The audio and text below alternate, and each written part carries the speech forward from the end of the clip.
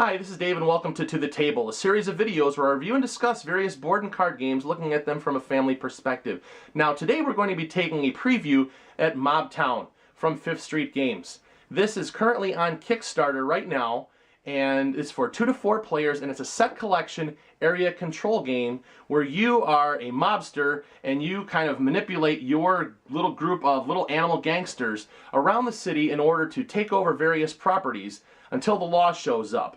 Let's take a look at this game and how it's played, and I'll come back and I'll give you my thoughts. Okay, let's take a look at the components that come in Mobtown, and this is a prototype version of the game, so it may or may not represent the final product that comes in the game. First of all, to get it out of the way, we have a scoring track here that will be used to keep track of everybody's score, and there are nice little chips, one for each color, that will be used to keep track of your score. Also, there's going to be a whole bunch of these colored tokens here, and there's 12 for each player, and they represent each of the different gangs or mobs that you're going to be playing. For example, we've got, looks like a almost like a fox paw, or we've got some cheese, or we've got a dog bone, or we've got some fish bones. So we've got a couple different groups that you could play in the various colors, and then each of the players will also have their own agenda deck. There's 8 cards in each of these agendas, and they're the same for each player. The backs are just different to signify that, but you will be able to choose different objectives in here. They're all the same. So for example, here you want to one of your objectives may be to try and control the most connected properties, or the most variety of properties, or the most properties, or maybe the most hotels or factories or restaurants or theaters or gaming halls. So those will come into play a little bit, and I'll explain it to you in the gameplay. Next, there is a stack of these. This stack right here is what you call property cards, and there is a whole bunch of these. There's 20 of them, and these will be shuffled up, and they will be laid out to make our game board. There is a stack of, I think, 56 of these character cards, and they have different values, and they have different types on here. For example, we've got some rats and sharks and snakes, and we've got some weasels and foxes, and they all have different values on them, and I'll explain that too also in the gameplay. We have the law, and this guy right here, he's going to be shuffled into the deck, and he's going to signify the end of that particular round, because he's going to stop all of our criminal activity. And finally, there is, in the card side, there are going to be some of these reference cards that will be able to tell you what you could do on your turn, and also a little bit on scoring the game. So these are nice to have nearby in case you forget something. Also, there's a number of these briefcase tokens here that'll be used during the game. Each player is going to get 3 of them. And then with this particular version of the game, there is a scoring marker. They're 2-sided. One side is 25. You can flip it over. It's 50. And that's to keep track of how many times you go around the scoring track. So let me go ahead and show you how this game is set up and a little bit of how it's played. Okay, what I've done is I'm going to set this game up for 2 players, and what I have done is each player received their stack of agenda cards and also their stack of tokens. And I put them off to the side, and each player that's playing also received 3 briefcase tokens. Now, the first thing that I'm going to do is I'm going to set up the city board, and there's a unique mechanic as to how this game is played. First, I'm going to take all the city cards in the deck, and I'm going to shuffle them up. And I'm just going to show you the one that's on the bottom here, because may or may not make it into play. But if we look here at this, it is known as One-Eyed Jack's Gaming Hall. And a couple different things I want to show you about the card. Number 1 is the value here. This is a 1. In scoring, it's going to be worth 1 point, and it's also going to be signify that it's going to take 1 total value of either a snake or a shark in order to control this particular property. And now we'll get a bit more into that during the gameplay, but I wanted to show you this little particular arrow right here, and this is going to signify how these cards are going to lay out. This is a variable game board, so the game board itself is going to change from round to round. So what I'm going to do is I'm going to start with these cards, and I'm going to try and start in the middle, and we'll see where it goes from here. But I'm going to start laying out these cards, and there's going to be 12 of them here. In this particular thing, Slop Burger Restaurant, there's an arrow that's pointing to the left, so the next card is going to go to the left. That's 2. Now this card is showing it going back to the right. Since there's a card already adjacent here, it's going to go to the next adjacent space. So we'll just go ahead and follow this around. 3, 4, 5, 6, 7, 8, 9, 10, 11, and 12. So I have the game board laid out here, and what I'm going to do is I'm going to slide this down a little bit so that you could see. This one of the things with this game board is that you don't really know how it's going to lay out, so you potentially could have it get very close to going off the end of the table. So I just shifted those cards down. Next, what I'm going to do is I still have some leftover cards right here. I'm going to set these off to the side, face down, and I'm going to reveal the top three cards here, and it's going to be known as the open lot. And these cards are going to be available. You can use an action to bring these cards into play, and you would be able to put these properties anywhere along the outside of the city and then be able to take it over, and it can also be battled for control. So I've got the city laid out, I've got the open lot. So currently these cards will not be in play at the beginning of the game. Next, I'm going to take this stack of character cards here, and I shuffled them up, and I'm going to deal 3 to each player face down. So I've done that. I'll set these off to the side here. Then what I'm going to do is I'm going to take the top 5 cards here, and I'm going to reveal them, and they are going to be what's called the lineup. And so there's 5 cards right here, and I just kind of have it put out here so you can see. And then finally what I'm going to do is I'm going to take the bottom 10 cards of the deck, and I'm going to shuffle the law into there, and then I will go ahead and I will place that back on the bottom of the stack. So I have the law is shuffled in the bottom of this deck. Okay, so now we are ready to start playing. So what we'll do is we will determine who's going to go first, and on your turn there are a number of actions that you could do. For example, one of your actions that you could do is you could draw 2 cards, and so what you would do is you would take 2 cards from this pile and put them into your hand. So if I did that, I would draw 2 cards and I would add them to my hand. Now, one thing that I want to show to you is the thing with these particular cards. Now, if we look here, I've got a shark, I've got a rat, I've got a fox, 2 foxes, and I've got this cold hard cash card, which I'm going to explain all of these in a minute. Now, each one of these properties here are going to require certain types of animals to take them over. For example, all the restaurants are going to require either rats or sharks to take them over. All the hotels are going to require either snakes or foxes to take them over. The gaming halls are going to either require sharks or snakes. Or you have factories are going to be weasels and rats. And not sure if I'm missing one or not, but there are different types that are going to require different things to be taken over. Now, if we look at these cards here, for example, this one here, this Pocket Aces Gaming Hall, and there's a number of 3, and it says snakes and sharks at the bottom. Now, what you need to do is you are going to have to discard cards from your hand in either all of one type, like all sharks or all snakes, or a combination thereabout, where the values of these numbers here will add up to, or they could exceed, this particular number here. Now, on my turn, for example, here I drew 2 cards, and if my player took their action, if they came around, there's a couple different things I could do. On my next action, I could trade in a card. For example, there's a whole bunch of snakes that are out there. Maybe I want to get some snakes in my hand. I could trade 1 card from my hand and take all of that particular type. So what I'm going to do is I'm going to trade this rat in here, and I'm going to grab all these snakes. So all those snakes are going in my hand, and then I will replenish cards from this pile here to bring it back up to 5 cards. So that's the trade action. The other thing I could do is I could cash in. And what I would be able to do if I cashed in on this card was I'd be able to discard this card, and I could choose any 3 cards from the lineup. So they don't have to be all the same type. Or I could just use this as a wild card in place of any other thing here.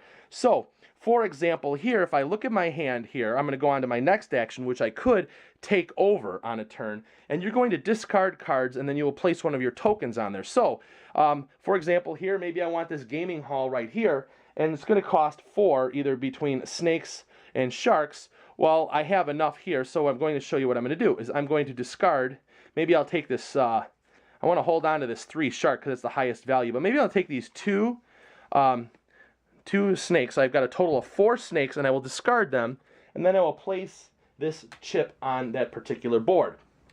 Now, if I didn't have quite enough, say for example, if I was looking at my hand and I didn't have enough to perhaps maybe take over this gaming hall next to it, I could discard 1 snake or 1 shark, and I could use this cash card as a wild. I would be able to discard it and place it here. So that's that particular action. Now, when taking over the properties, there's another thing that's going to happen is the other players are going to be able to place things around here. And so now, say for example that these properties are all controlled by my opponent, and now this particular restaurant here that's next to this gaming hall that needs either rats or sharks to take over, it had a value of 2, but now since it's occupied by another player, for each token that's going to be on there, it's going to increase the value by the cost to take it over by 1. So right now, it did cost 2, now it's going to cost 3. So if I discarded this 3 shark, what I would be able to do is I would be able to add my chip on there, and I'd be able to do that. Now, another thing that I can do here is when I'm spreading out, if I go and try to take over an adjacent property, I don't have to pay what's called a connection cost. Now, with the connection cost here, for example, if I wanted to take over this particular property over here that's going to require either a rat or a shark, and I don't have one, so let's say, for example, I'm going to discard this as a wild to take over one of either a rat or a shark, and I wanted to take this over. I was not connected to this. If this was not here, if it was not connected, I would have to pay what's called a connection cost. And so adjacency is considered like orthogonally, so it can be either this way here or this way, but not on diagonal. So I would have to discard 1 additional card, it could be any card, as a connection cost there. So if I did that, I'd discard a card, and it would take care of this. Now, if this was controlled by both of these, and I still want to get that property, instead of discard, now it's controlled by another player, instead of putting the card in the discard pile, I would pay that player the connection cost card. So that's how that works for taking over the properties. There's a couple more actions that can be taken during this game too, and that is also you can do what's called the open lot over here. And what you would be able to do, for example, is on your turn, if you wanted to, you could discard 1 of your briefcase tokens, and if you discard the briefcase token, it goes out of play, and you will take any of these 3 cards that are revealed here, and you could put them in play anywhere along the board. And if you have the cards in your hand, you could take it over, and you would not be having to pay a connection cost. So if I'm down here, I'm kind of in the middle of the board, but maybe I want to get up a little bit more to the top, and so maybe I'm going to discard this token, and I'm going to take this hotel right here, and I'm going to place it up here next to this restaurant. Okay, and then it only costs 1 to take over. All I have is a couple of 2s, so I'm going to actually overpay, but I'll discard that, and then I'd put my chip here.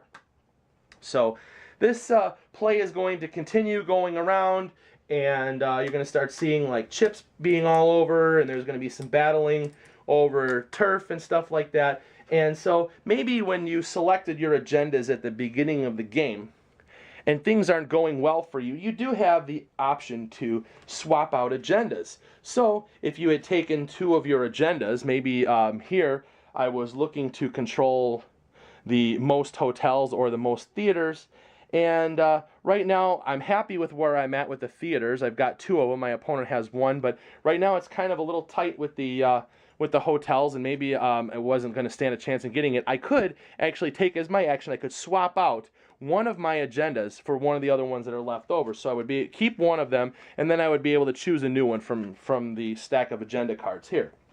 So those are the different types of actions that you could take on your turn. Now, after I had used the open lot option before, I needed to reveal the next card, so there's always 3 here. So this is going to go back and forth, battling and battling. Again, some of these things now, if they're battling, you could have quite a bit of a large stack of cards on here, and so some of the stuff could be really, really lucrative. Now, as we're going through and using options and drawing cards, this deck is eventually going to get depleted down. These cards are going to be going in your hand and being used. Well, eventually, the law card is going to pop up. So if the law card is revealed, and I'll just stick them on the top of the deck for demonstration purposes, but as soon as somebody draws him and reveals him, the round is over. So scoring will then commence. Now, what we will do is we will go through each player, and you will add up the numbers. The points will be rewarded based upon the value of these particular properties. So, for example, here, down here, this is a 2, this is a 3, this is a 1. So the yellow player is going to get 2 points for this property here, 2 points for this theater, 2 points for this gaming hall, and 4 for this restaurant. So we'll be earning 10 points this particular round. The blue player will have 3 and 1 is 4, 6, 8. We've got 12, 13, 14, 17 points. So the blue player really kind of walloped the yellow player that particular round. So that's going to be the points for scoring the cities, and then now you will look at the agendas, and for each agenda that you would complete for that particular round, you will score an additional 3 points. So if you meet both of them, you get an additional 6. If you don't meet the agenda, if you're tied with another player, you don't receive any points. Now, this gameplay is going, after this round is over, this gameplay is going to continue for a total of 3 rounds. So what will happen is everybody's going to get their chips back, and all the cards are going to be gathered up, and they're going to be shuffled up, and we're going to deal out a new city block, our new city area, and new open lots here. We'll also deal out new character cards. The law card will be shuffled back in. Now, finally, one last note at the end of the 3rd round. If you don't use all of your briefcase tokens, at the end of the game, they're going to be worth 2 points apiece. So that could, in a very close game, could make the decision of whether you win or lose the game. So, this is how you play Mobtown. Okay, here's what I think about Mobtown from 5th Street Games. This is a fun game, especially for families, which is what this is geared towards, especially with the artwork. Now, let me start with the artwork. The artwork here is quite a bit of fun, and it reminds me of the movie Who Framed Roger Rabbit, especially when you look at the foxes that are in the game. And they did a really nice job of selecting the types of animals that represent the different gangsters, because they all kind of have either like a sly or kind of scummy feel to them. So you've got your rats, and you've got your weasels, and you've got your foxes, and those are all kind of sly and sneaky. And you've got your snakes, and you've got your sharks, which they kind of have that dangerous feel to them. So you've got that nice little aspect that's in there, but it's in a nice, humorous, kid-friendly artwork that lends to the game. Now, the strategy in this game, I really like this, and from because it is an area control game, and I believe that how this game is set up and the simplicity of the gameplay, this is a great gateway for other area control games, something that could be a little bit more advanced later on down the road. So from a family perspective, this game is a great intro and a great gateway to get kids playing a game where the competition is to control the most area. And you also have the set collection in there, so you have some nice some math going on in there. And then you also have you do have to do some mental math when you're looking at the various, where the tokens are stacked up, so because you have to add 1 for each value. So you're doing some math in your head, and then comparing the numbers on your cards and making sure that you have enough in order to take over a specific property. Now, there are some other really cool mechanics that are in the game that allow you to add things into play. For example, the open lot, you could bring in additional properties, so that could change how your agenda is going to be going for that particular round. And the other thing is that if things are not going your way, that you can actually change agendas. So that kind of keeps it from having too much of a defeated type feel. If things just are not going your way, well, you can still try and score some points anyways. Now, the artwork on this game, again, the characters are fun, and the little cities the properties are really, really cool. And so they've got some really unique names, and if you look at them, they just give this nice feel to this cartoon city. Now, there's one thing about the game that I like and I don't like, and that has to be with the variable playing field. I love the fact that every time that you play the round, or you play it, that the game board is different, and you don't know how it's going to be. And then the nice thing about that is, since the things change, it makes it feel like overall in a big city that you're fighting over these wards or districts. So it kind of gives you that feel of like you really are a big mob boss instead of more like a little gang leader in one particular area. So you have 3 rounds in order to try and win. So that I like that. The negative thing is that the way that the cards lay themselves out, and you saw in my setup, I almost went off the table, is that you don't really know where it's going to start. So it could sprawl out and become a very long playing board, or it could be nice and compact and square and you really don't know. But if it does get kind of long and stretched out, if you don't plan for it, you're going to have to shift over the cards, which could be a minor inconvenience, but it's not that bad. Okay, overall, this game, I really like this game a lot. I have had no trouble in getting anybody to want to play this with me. I like it with 3 or 4 players. 4 players makes it very, very interesting because, and the rounds go rather quickly because you're going through that deck. So you have to make every move count. So I like that. The 2-player, it's okay to play, but you can accomplish your agendas very, very easily, and you tend to have higher, you're going to have a higher ranking score than you are with multiple players because you're going to be able to control a lot of properties and stuff like that. So, and 3 players falls right in the middle. It's a good mix. Having that extra player in there, it makes it more difficult to meet your agendas. But 4 players is where this game really, I think this really shines because you really have to make every move count. So I do like that. And like I said, this game is a great gateway for younger players. Now this game is currently on Kickstarter, and the publisher did ask me to inform you all that there is free international shipping on this particular project. So around the world, shipping's included with this. So if you want to take on the role of being a big mob boss and trying to control your whole city using a bunch of little animal gangsters as your little minions to run around and take over things, then go ahead and take the opportunity to pledge your support and get yourself a copy of Mobtown and make this project happen. Alright, that's it for now. And join me again next time as we take a look at another game and see how we make it to the table.